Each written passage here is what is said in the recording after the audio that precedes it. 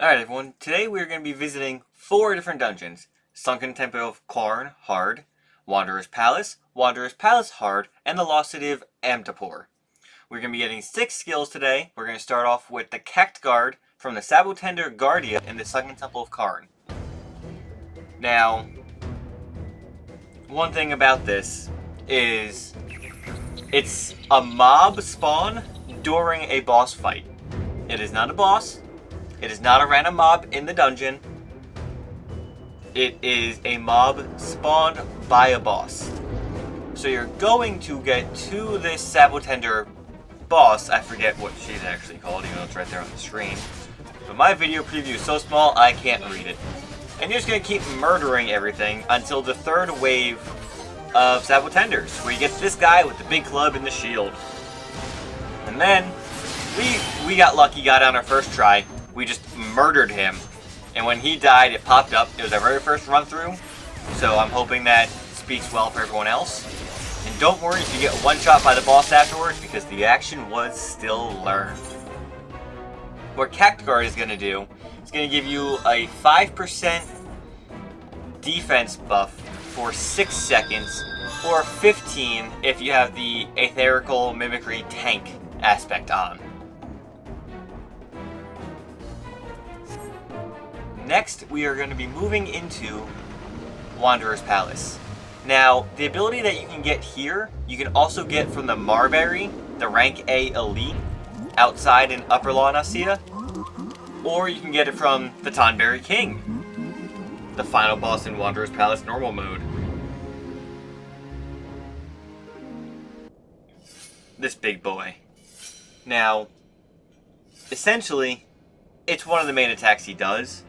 But if you have a buddy, just, keep murdering the other things, the other Tonberries that spawn, so that way he stays angry and continues sharpening his knife. What this will do, I believe it is a potency 210 attack, melee range, or 450 potency if the target is stunned.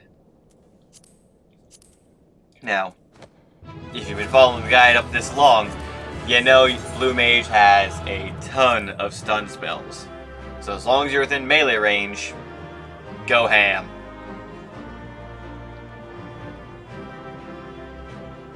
And then we're moving on to Wanderer's Palace Hard mode.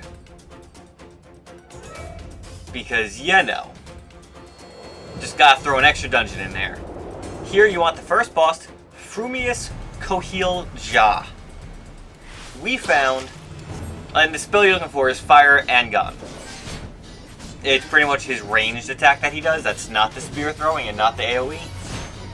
We found that when he has one spear out on the ground, at least one spear, he does this spell more often than if you kill the spears. So we just adopted the aspect of leaving one spear alive. And obviously I did Flying Frenzy all the time because this was like our 10th time running this dungeon and I was just done. So like I wasn't taking this run seriously. It was like, alright, flap, flap, flap, flap. And fun fact, he can be affected by Tail Screw. Now, Fire Angon is essentially Flying Frenzy, but ranged. So that's nice if you don't want to go in melee range. Alright, now we're going to be moving on to the Lost City of Amdapor, where you can get 3 abilities. We're looking for Eerie Soundwave, Devour, and Exuviation. Now, the proper order to get those is the reverse of what I just said. We got lucky enough where we got these all on our first run, and I wasn't even coming here for Exuviation. I didn't realize you can get that here. So, from the Wamoura, these moth mobs in the dungeon, they cast Exuviation.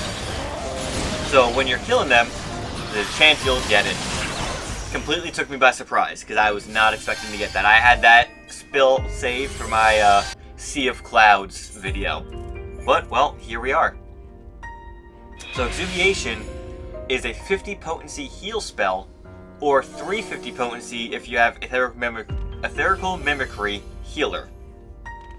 We move right along to the Gourmand. The Decaying Gourmand, excuse me. for his ability, Devour. Now, you are going to want a friend for this one, because, well, making assumptions here. I assume if you get devoured when you're solo, that's just duty failed, you know? Like, you can't get out of it, duty failed, good luck. So you're gonna want a buddy with you, and just jump right inside his belly. Do it a few times, you know. For the hell of it, enjoy the ride. How often do you get to jump inside a decaying Gobu? You know? Now, Devour, when used normally on an enemy, it increases your maximum health. Now, if you have Aetherical Mimicry Tank, it increases your maximum health and heals you a percentage of your health. So that's nice. We should get Aetherical Mimicry. Like, I should work on finding out how to get that soon, because now we're getting spells that use it, and we don't have it yet, if you've been following my guides. And finally, we move on to Arioch, which is the giant bird, the second boss in Lost City of Amdapor. The ability when fighting him is he has like a circle around him, it's like a little sound wave popping out. You know, Eerie Soundwave. And this ability, when you get it, it removes one buff from enemies in an AoE around you. So that's nice. I don't see myself putting it onto my hotbar, but it's nice. So far, I gotta say, Tailscrew. Tailscrew has been amazing. Testing it out on a lot of people. Fun fact, it does not work on Diabolist, the final boss of Lost City of Amdapor. I didn't really get to test it with this guy, so I don't know if it works for him. But yeah, these are the next 6 skills in line for Blue Mage level 50.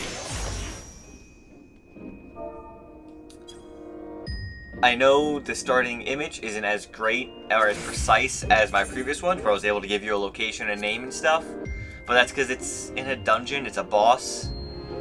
So maybe I could work on that. I'm not sure if I really could, though. Well, thank you all for watching, and until next time, bye!